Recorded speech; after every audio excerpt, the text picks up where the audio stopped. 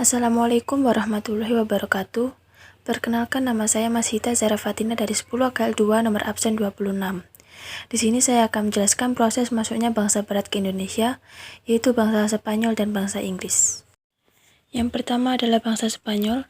Sesuai isi perjanjian Tordesillas yang disetujui bersama Portugal pada 1494, bangsa Spanyol mencari daerah penghasil rempah-rempah dengan menuju ke arah barat melalui Samudra Atlantik. Pada 1519, Spanyol memberangkatkan ekspedisi yang terdiri dari 5 kapal di bawah pimpinan Fernando de Magallanes atau Ferdinand Magellan. Rombongan Magellan sampai di Filipina pada April 1521, tetapi ia justru terbunuh setelah terlibat konflik dengan Mactan. Setelah itu, ekspedisi dilanjutkan di bawah pimpinan Kapten Sebastian d'Elcano yang sampai di Maluku di tahun yang sama. Sebastian d'Elcano mendarat di wilayah Tidore dan disambut baik oleh rajanya yang bermusuhan dengan kerajaan Ternate yang lebih dulu menjalin kerjasama dengan Portugis. Pasalnya, tujuan utama Sebastian d'Elcano singgah di Tidore adalah untuk mengisi bahan makanan dan mengisi kapalnya dengan rempah-rempah terutama cengkeh dan pala. Keberhasilan Sebastian d'Elcano dalam mendapatkan rempah-rempah serta kepercayaan dari Raja Tidore membuat Raja Spanyol senang dan kembali mengirimkan armadanya ke Indonesia.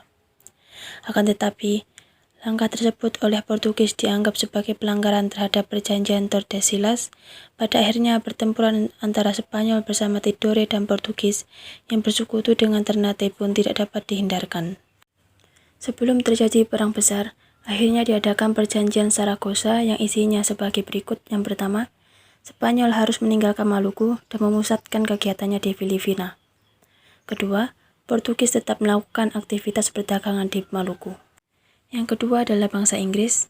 Ekspedisi penjelajahan samudra oleh bangsa Inggris yang pertama dipimpin oleh Francis Drake dan Thomas Cavendish. Rombongan itu berangkat pada 1577 dengan mengikuti rute penjelajahan bangsa Spanyol. Pada 1579, armada Francis Drake berhasil mendarat di Ternate dengan memborong rempah-rempah untuk dibawa kembali ke Inggris. Pada abad ke-17, Inggris kembali melakukan penjelajahan samudra tetapi dengan mengikuti rute bangsa Portugis.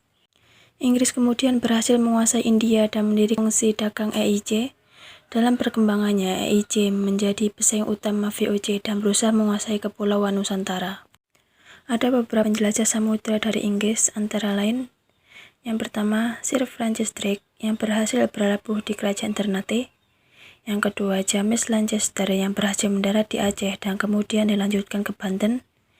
Yang ketiga, Sir Henry Middleton yang memimpin ekspedisi EIC ke wilayah Nusantara antara lain Sumatera, Banten, dan Kepulauan Maluku.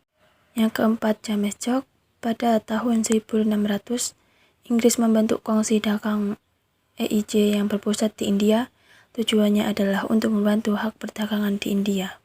Seperti penjelasan sebelumnya, kedatangan bangsa Inggris ke Indonesia dirintis oleh Francis Drake dan Thomas Cavendish pada tahun 1579.